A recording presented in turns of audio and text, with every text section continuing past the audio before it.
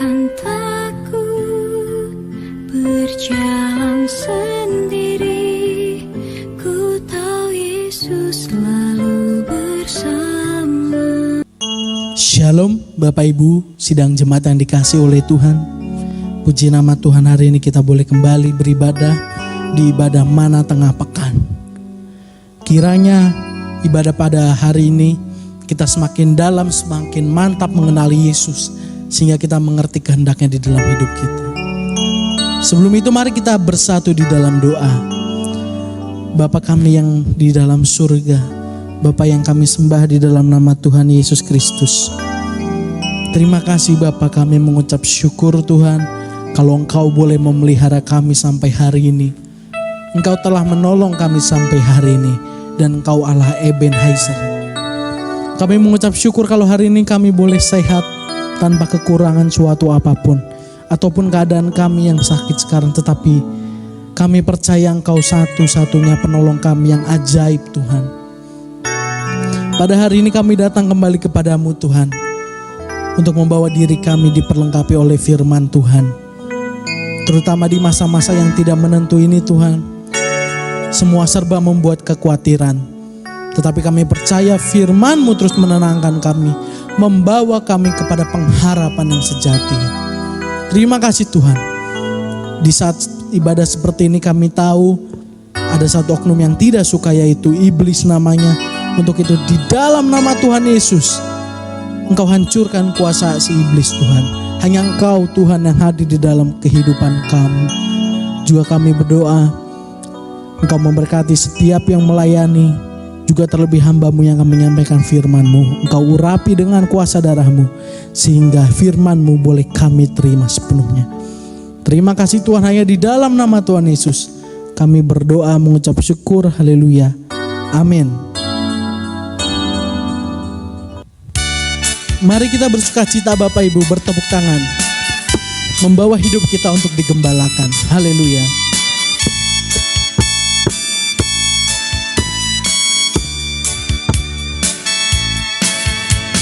Sementara ku hidup di dunia, biar firman-Mu menuntun hamba. Di tengah kesukaran, di tengah-tengah kesukaran, jangan ku sampai dibimbangkan. Bawalah kehidupanku untuk digembalakan. Jangan biarkan ku mengembara. Gairahkan kegiatanku di jalur perlombaan, sampai kelak mencapai pahala. Bait ketiga. Oh Tuhan, berikan ku kasih-Mu yang tahan segala sesuatu. Amin. Di dalam setiap pergumulan, ku perlu selalu dikuatkan. Bawalah kehidupanku untuk digembalakan. Jangan biarkan ku mengembara. Gairahkan kegiatanku di jalur perlombaan, sampai kelak mencapai pahala. Haleluya, terpujilah nama Tuhan. Biarlah kita selalu rindu digembalakan, sehingga kita mencapai pahala. Puji Tuhan. Mari Bapak Ibu, kita naikkan pujian ini sebelum firman Tuhan.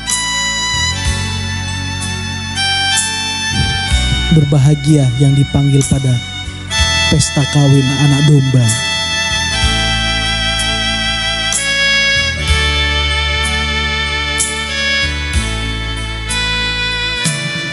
Berbahagialah yang dipanggil pada pesta kawin anak domba. Berbahagialah,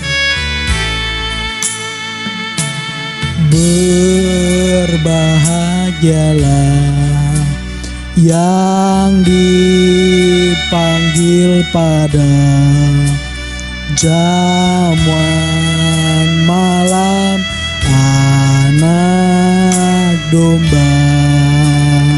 Katakan, inilah firman Allah. Inilah firman Allah yang benar, mulia dan besar. Ku merindu untuk dijadikan mempelai Tuhan. Inilah firman Allah yang benar. Inilah firman Allah yang benar, mulia dan besar. Terimalah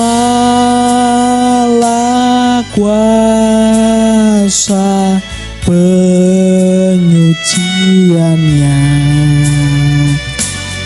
kau kan bahagia.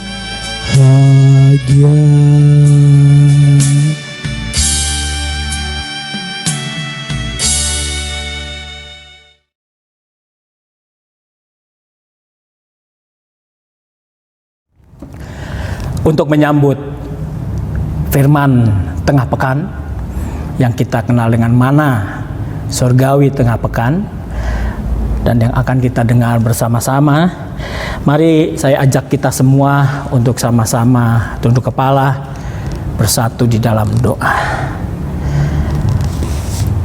Yesus Kristus, Kau kepala gereja, Engkau mempelai pria sorga, dan Engkau firman itu sendiri. Engkau yang kami nanti-nantikan, mari hadirlah, curahan isi hatimu katakan buat kami, khususnya rambu-rambumu, peringatan-peringatanmu untuk kami pada masa-masa akhir ini. Silakan ya Tuhan Yesus, Engkau curahkan sebebas-bebas, seluas-luasnya, seterus terangnya, sehingga kami boleh mengerti dan membawa hidup kami kepada Engkau sendiri. Di dalam nama Tuhan Yesus Kristus, kami buka hati untuk firman Tuhan. Amin. Puji Tuhan. Bapak, Ibu, dan saudara-saudara yang dikasihi oleh Tuhan Yesus Kristus, pemirsa sidang jemaat Peniel, penikmat mana tengah pekan, ya. Ibadah pemahaman Alkitab, ibadah pendalaman Alkitab ini penting di dalam kehidupan kita. Alkitab semakin hari semakin dalam, dan Alkitab semakin hari semakin kita nikmati dengan ucapan syukur, supaya kita mengerti, karena isi hatinya Tuhan ini ada di dalam Alkitab. Kekayaan isi hatinya, kehendak Tuhan itu ada di dalam Alkitab. Jadi mari kita nikmati pendalaman Alkitab lewat mana tengah pekan, yang kali ini saya beri judul Low Profile. Terjemahan sederhananya adalah kebersahajaan diri. Ya, terjemahan sederhana dan mudahnya adalah bersahaja atau tidak. dalam kita menginginkan popularitas. Ya.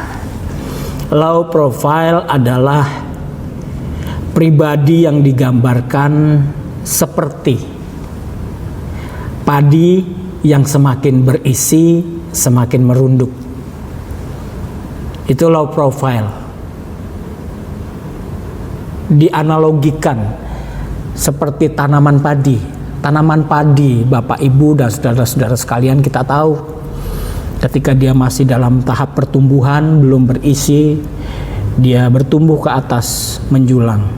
Tetapi seiring dengan pertumbuhannya dia berbuah, dia berisi, padi itu kemudian semakin banyak, maka padi itu semakin berisi, semakin banyak, semakin merunduk.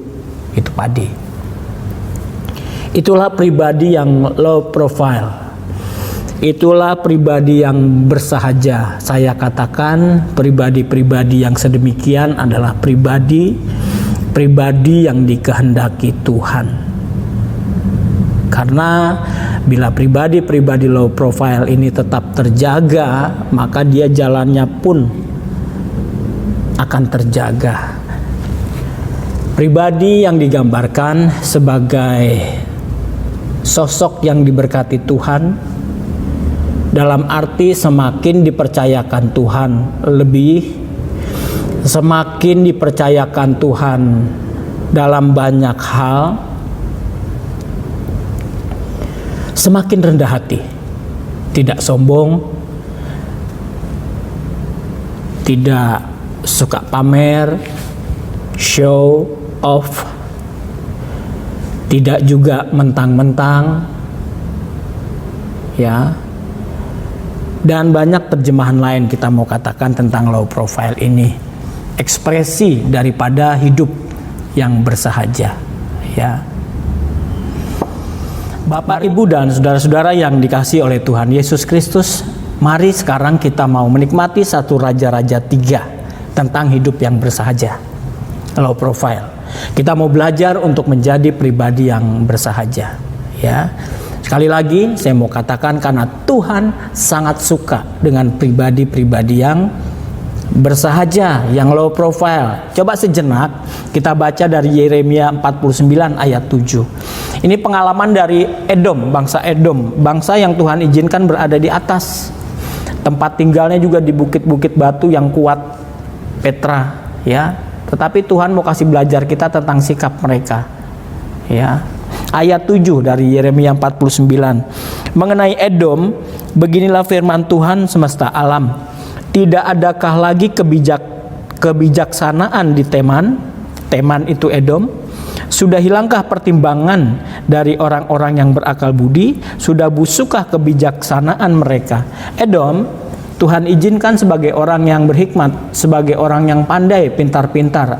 Asal orang pintar itu dari Edom, dari Teman. Tetapi sayang, mereka tidak memiliki manajemen untuk mengelola kepandaian mereka. Mereka menjadi tinggi hati. Padahal untuk mengelola kepandaian itu diperlukan hikmat. Kepandaian diperlukan pengelolaan yang tepat. Kalau salah kelola, maka kepandaian itu akan menjadi keangkuhan. Itu Edom, dan Tuhan mau kita belajar dari Edom. Ayat 16. Tentang Edom, sikapmu yang menggemetarkan orang, memperdayakan engkau, ya. Karena sikap yang angkuh, yang tinggi hati, ditelan mentah-mentah sama bangsa Edom sehingga mereka jadi angkuh, dan itu memperdaya mereka sesungguhnya. Secara manusia mereka katakan, aku hebat, kami hebat, tetapi justru memperdaya mereka. Pada akhirnya keangkuhan itu hilang, dan keangkuhan hatimu, ya, engkau yang tinggal di liang-liang batu, Petra, sangat kokoh, sangat kuat, yang menduduki tempat yang tinggi bukit, sekalipun engkau membuat sarangmu tinggi seperti burung raja wali. Ini dia, hati-hati, keangkuhan itu memperdayakan kalau kita pelan mentah-mentah. Aku akan menurunkan engkau dari sana, demikianlah firman Tuhan, ya. Kita mau belajar dari bangsa Edom, bagaimana kita membentuk diri kita menjadi pribadi yang bersahaja. Pribadi yang bersahaja, low profile adalah dimulai dari sadar diri dan sadar hidup. Ya, sadar diri dan sadar hidup. Kita baca dari 1 Raja-Raja 3 ayat 3 sampai 5. Dan Salomo menunjukkan kasihnya kepada Tuhan dengan hidup menurut ketetapan Daud. Bentuk kasih kita kepada Tuhan seharusnya dan harus, jangan keliru, jangan punya rumus sendiri. Bentuk kasih kita kepada Tuhan seharusnya diperlihatkan dengan hidup menurut ketetapan Tuhan. Ya, Tuhan yang diekspresikan dengan ketetapan-ketetapannya. Hidup menurut ketetapan Tuhan. Ayahnya hanya ia masih mempersembahkan korban sembelihan dan ukupan di bukit-bukit pengorbanan. Pada suatu hari raja pergi ke Gibeon untuk mempersembahkan korban, sebab disitulah bukit pengorbanan yang paling besar. 1000 korban bakaran dipersembahkan Salomo di atas mezbah itu. Di Gibeon itu Tuhan menampakkan diri kepada Salomo. Tuhan menampakkan diri kepada Salomo dalam mimpi. Pada waktu malam berfirmanlah Allah, mintalah apa yang hendak ku berikan kepadamu. Ini janji indah Tuhan untuk Salomo. Tuhan berkenan menampakkan diri kepada Salomo dan memberikan janji indah. Apa yang kau mau minta akan ku berikan. Ya, Tuhan menampakkan diri kepada manusia lewat banyak hal, lewat suaranya langsung, lewat mimpi, dan lewat apa saja yang Tuhan mau perbuat buat kita. Ya, tapi janji indah Tuhan kepada Salomo juga mungkin kepada kita semua. Itu sekaligus tantangan loh.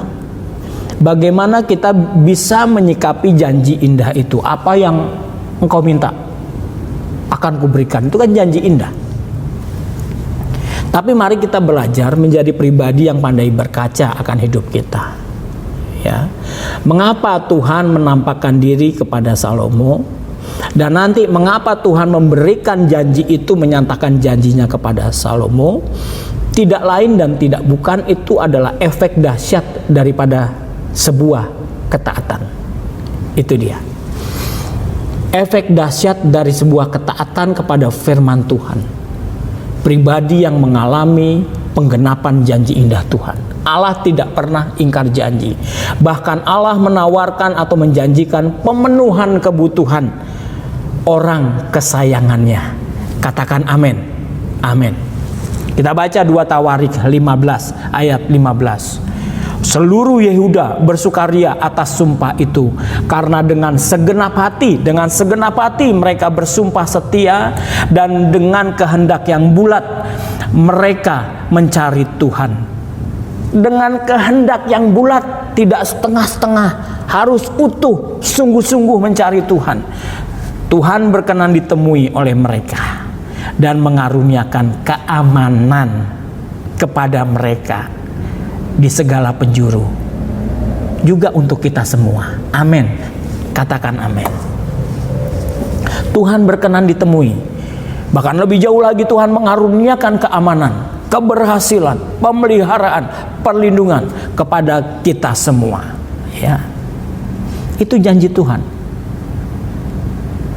Hanya kalau kita taat kepada firman Tuhan. Sekali lagi, Bapak, Ibu, dan saudara-saudara, Tuhan tidak pernah berdusta. Haleluya. Ya.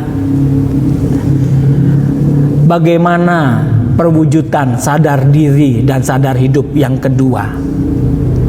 Adalah mengakui kedaulatan Tuhan dan tidak arogan. Tuh dia. Mengakui kedaulatan Tuhan dan tidak arogan. Apa yang kita peroleh itu karena kedaulatan Tuhan. Apa yang kita dapatkan itu karena seizin Tuhan. Kita baca 1 Raja-Raja 3 ayat 6 sampai 8. Lalu Salomo berkata, Engkaulah yang telah menunjukkan kasih setiamu yang besar kepada hambamu Daud ayahku. Salomo mengakui Tuhan, hanya Engkau yang memberikan semuanya ini. Sebab ia hidup di hadapanmu dengan setia, benar, dan jujur terhadap Engkau. Dan Engkau telah menjamin kepadanya kasih setia yang besar itu dengan memberikan kepadanya seorang anak yang duduk di tatanya seperti pada hari ini. Maka sekarang, ya Tuhan Allahku, Engkaulah yang mengangkat hambamu ini menjadi raja menggantikan Daud ayahku, sekalipun aku masih sangat muda dan belum berpengalaman. Demikianlah hambamu ini berada di tengah-tengah umatmu yang kau pilih, suatu umat yang besar, yang tidak terhitung dan tidak terkira banyaknya. Salomo eling, Salomo sadar diri, Salomo sadar hidup, bahwa semua yang dia miliki itu semua karena kemurahan Tuhan, karena anugerah Tuhan. Sekarang pun kita harus berkata dan mau berkata, semua yang aku miliki itu semuanya kemurahan dan anugerah Tuhan, pemberian Tuhan. Bukan karena jasa kita, bukan karena kebisaan kita. Salomo mengakui dia sangat muda, belum berpengalaman, itu pribadi yang rendah hati. Salomo mengakui bahwa dia sekarang memerintah bangsa yang sangat besar. Itu sebuah bentuk kerendahan hati yang luar biasa. Dia tidak arogan, tidak ada celah sedikit pun untuk bibir ini mengeluarkan ucapan-ucapan yang sangat kurang ajar di hadapan Tuhan. Tidak ada. Ini semua karena keringatku, ini semua karena usahaku, ini semua karena darah-darahku. No. Salomo sangat mengakui bahwa Tuhan yang berdaulat di dalam kehidupan ayahnya Daud dan di dalam kehidupan dia sekarang. Itu seharusnya kita. Saudara-saudara, seringkali kita lupa loh. Berkat yang Tuhan berikan untuk kita makan sendiri. Kita lupa Tuhan, kita lupa pekerjaan Tuhan, kita lupa meminta petunjuk kepada Tuhan, kita lupa memberikan ucapan syukur kepada Tuhan. Kita makan sendiri untuk diri kita sendiri, untuk istri kita, untuk anak-anak kita, untuk keluarga kita. Kita lupa untuk Tuhan dan pekerjaan Tuhan. Belajar dari Salomo, sadar diri dan sadar hidup. Itu yang kedua. Yang ketiga apa? Pribadi yang sadar diri dan sadar hidup.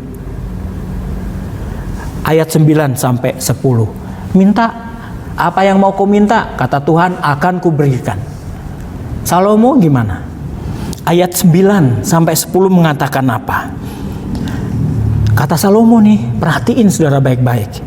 Maka berikanlah kepada hambamu ini mobil yang mewah.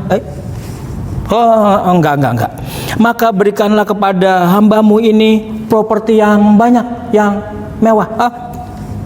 Enggak, salah. Ini dia. Maka berikanlah kepada hambamu ini hati yang faham menimbang perkara untuk menghakimi umatmu. Hikmat. Dengan dapat membedakan antara yang baik dan yang jahat. Sebab dapat siapakah yang sanggup menghakimi umatmu yang sangat besar ini?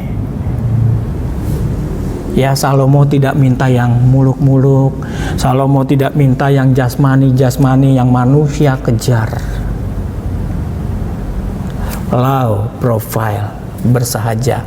Padahal kedudukan Salomo sangat tinggi. Salomo malah minta kepada Tuhan karunia untuk dapat membedakan yang baik dan yang jahat. Karunia untuk dapat menghakimi umat pilihan Allah sendiri. Hikmat. Ayat 10 terhadap permintaan Salomo. Lalu adalah baik di mata Tuhan bahwa Salomo meminta hal yang demikian. Sadar diri dan sadar hidup yang ketiga. Permintaan yang tepat. Puji Tuhan. self awareness yang amat tinggi, yang mengakui bahwa semua yang kita miliki adalah oleh karena kemurahan Tuhan. Sehingga selanjutnya, oleh karena self awareness yang sangat tinggi, maka Salomo meminta sebuah permintaan yang tepat ke hadapan Tuhan. Itu juga seharusnya dengan kita. Permintaan yang sesuai dengan kehendak seleranya Allah. Permintaan Salomo itu sesuai dengan kehendak Allah loh, saudara-saudara. Kita minta sesuatu kepada Allah dan sesuai dengan kehendak Allah, itu memerlukan kepekaan rohani yang sangat tinggi. Itu dilatar belakangi dengan pengalaman keintiman kita dengan Tuhan. Baru seseorang, baru pribadi yang low profile bersahaja dapat meminta permintaan yang tepat di hadapan Tuhan. Ya, puji Tuhan. Oleh sebab itu, Bapak, Ibu, dan saudara sekalian, untuk kita bisa bersikap bersahaja di hadapan Tuhan, perlu ujian dan pembuktian, ya. Perlu ujian dan pembuktian. Ujiannya apa? Dan pembuktiannya bagaimana? Ya. Kita baca ayat 10 sampai 15. Lalu adalah baik di mata Tuhan bahwa Salomo meminta hal yang demikian. Jadi berfirmanlah Allah kepadanya, oleh karena engkau telah meminta hal yang demikian dan tidak meminta umur panjang, dan tidak meminta umur panjang atau kekayaan, atau nyawa musuhmu, melainkan pengertian untuk memutuskan hukum, maka sesungguhnya aku melakukan sesuai dengan permintaanmu itu. Sesungguhnya aku memberikan kepadamu hati yang penuh hikmat dan pengertian. Wow, luar biasa. Sehingga sebelum engkau tidak ada seorang pun seperti engkau, dan sesudah engkau takkan bangkit seorang pun seperti engkau. Hebat. Dan juga apa yang tidak kau minta aku berikan kepadamu, baik kekayaan maupun kemuliaan, sehingga sepanjang umurmu takkan ada seorang pun seperti engkau di antara raja-raja. Dan jika engkau hidup menurut jalan yang kutunjukkan dan tetap mengikuti segala, diulangi ya, dan mengikuti segala ketetapan dan perintahku, diulang-ulang oleh Tuhan berulang-ulang. Dan jika engkau hidup menurut jalan yang kutunjukkan dan tetap mengikuti segala ketetapan dan perintahku, sama seperti ayahmu Daud, maka aku akan memperpanjang umurmu. Lalu terjagalah Salomo. Ternyata ia bermimpi. Sekembalinya ke Yerusalem, berdirilah ia di hadapan tabut perjanjian Tuhan. Dipersembahkannya korban-korban bakaran dan korban-korban keselamatan. Kemudian ia mengadakan perjamuan bagi semua pegawainya. Pribadi yang eling diuji, dibuktikan dengan korban ucapan syukur. Ya, karena apa? Permohonan Salomo juga seharusnya permohonan kita. Ini ujiannya loh.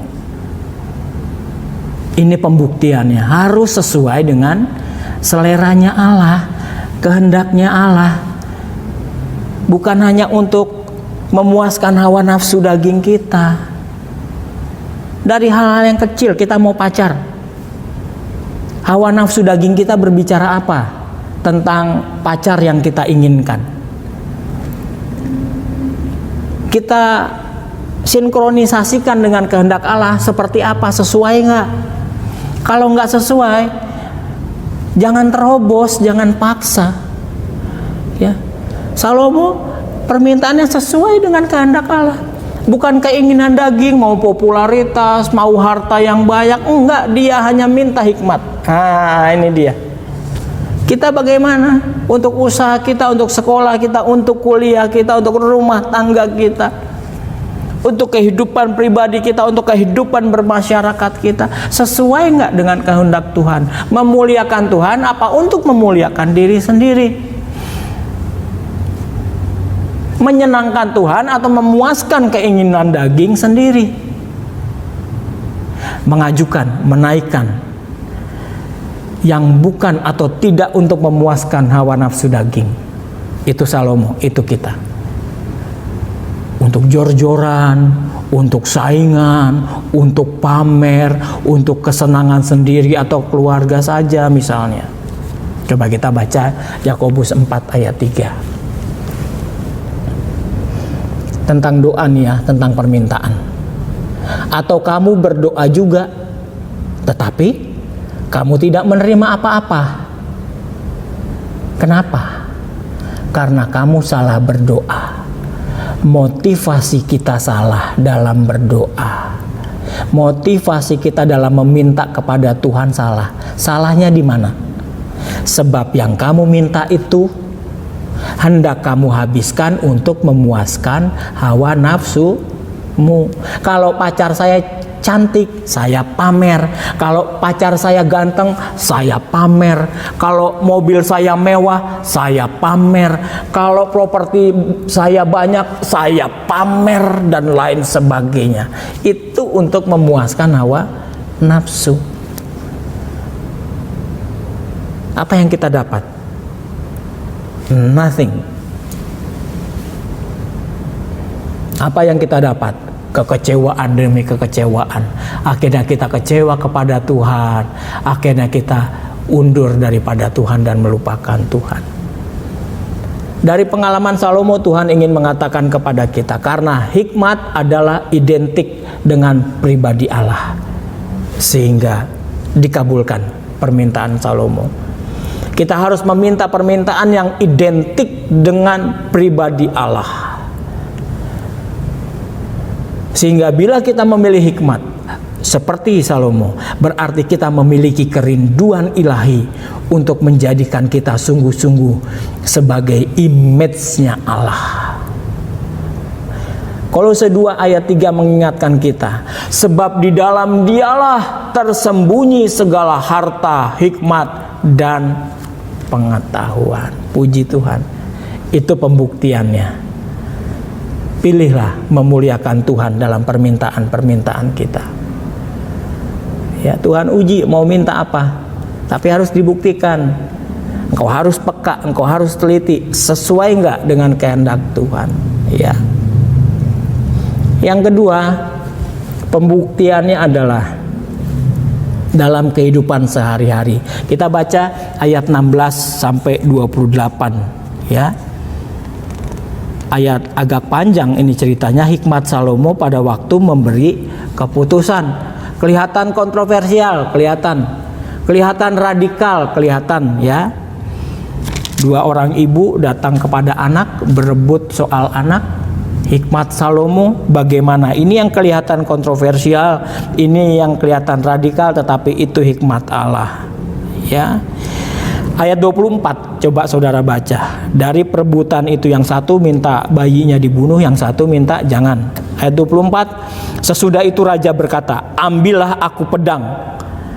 Lalu dibawalah pedang ke depan raja. Kata raja, penggalah anak yang hidup itu menjadi dua, dan berikanlah setengah kepada yang satu, dan yang setengah lagi kepada yang lain. Ya.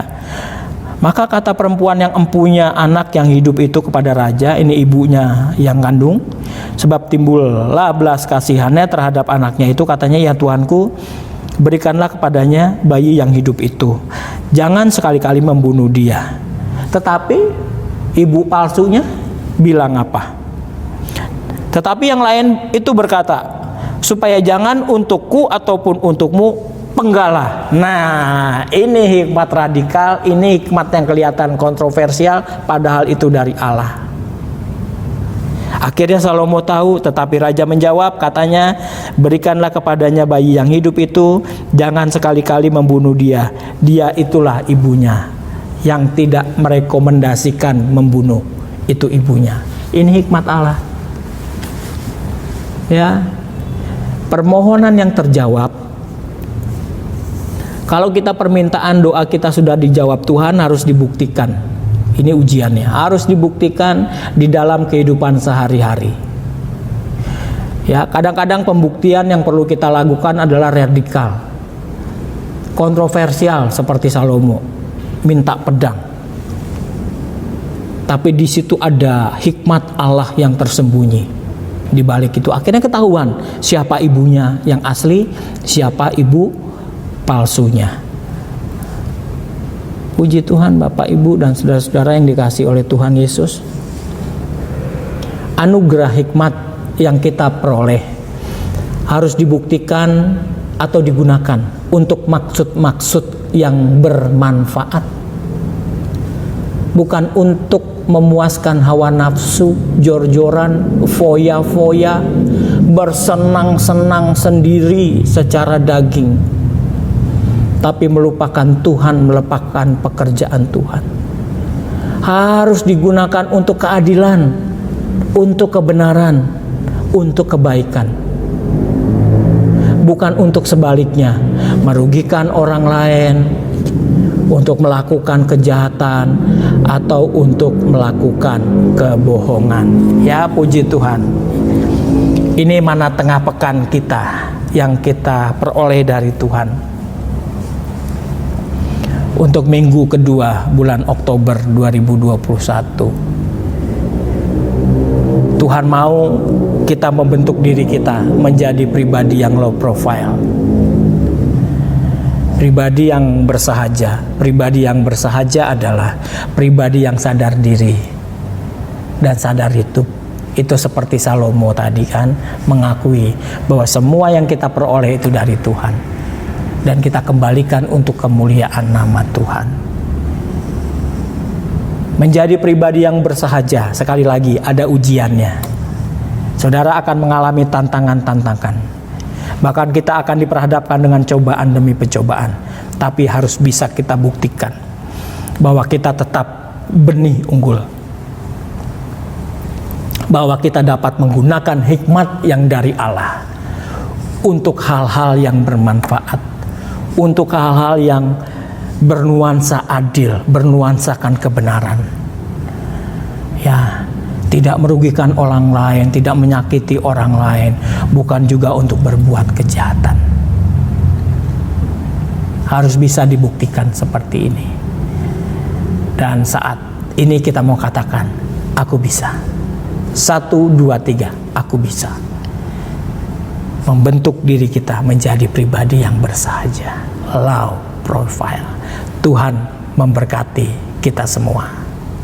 Bapak, Ibu, dan saudara-saudara yang dikasihi oleh Tuhan. Tuhan mau kita menjadi pribadi yang bersahaja, low profile. Oleh sebab itu, mari kita undang Roh Kudus supaya senantiasa memegang tangan kita. Menjadi pribadi yang bersahaja di hari-hari kehidupan kita dalam jalan kebenaran.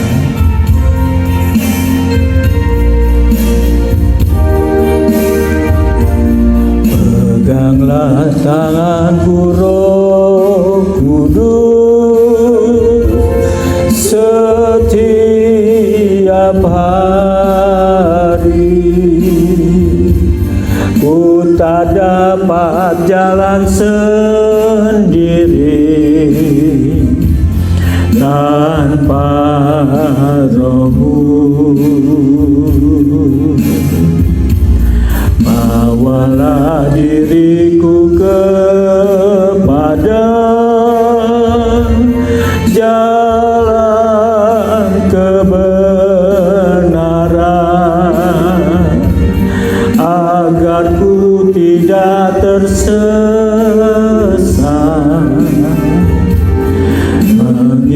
Kita ulang sekali lagi. Peganglah tanganku Roh Kudus. Peganglah tanganku Roh, ya Roh Kudus, setiap hari. Kami sadar ku tak dapat jalan sendiri tanpa Rohmu, bawalah diriku kepada, ini komitmen kita, jalan kebenaran, agar ku tidak tersesat,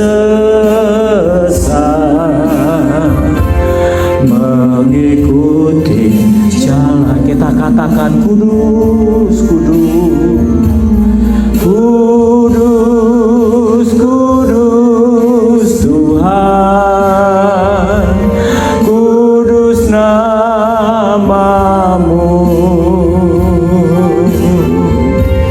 Ku beri syukur dalam simponi indah, ajaib, ajaib Tuhan, ajaib namamu,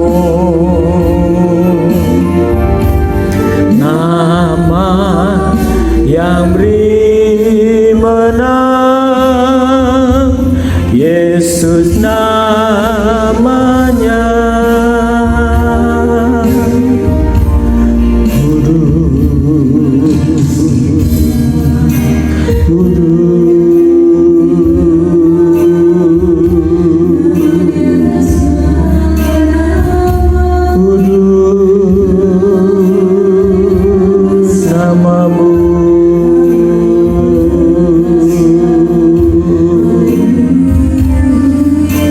Nama yang kudus, Roh yang kudus, memimpin kami, membimbing kami, meluruskan kami.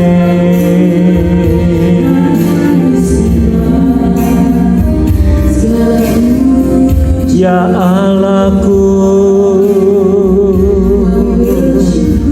ya Rajaku,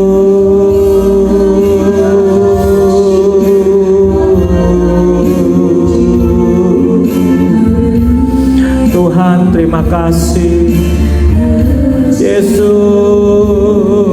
Yesus terima kasih. Terima kasih buat firman-Mu.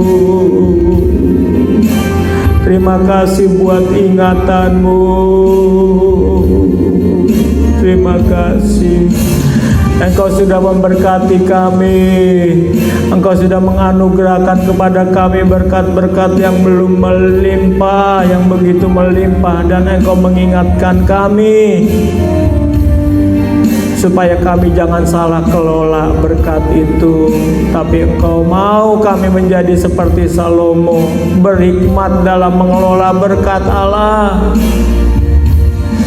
menjadi pribadi yang low profile, menjadi pribadi yang bersahaja, pribadi yang rendah hati dalam mengelola kepercayaan yang Kau percayakan pada pundak kami. Terima kasih ya Tuhan Yesus Kristus.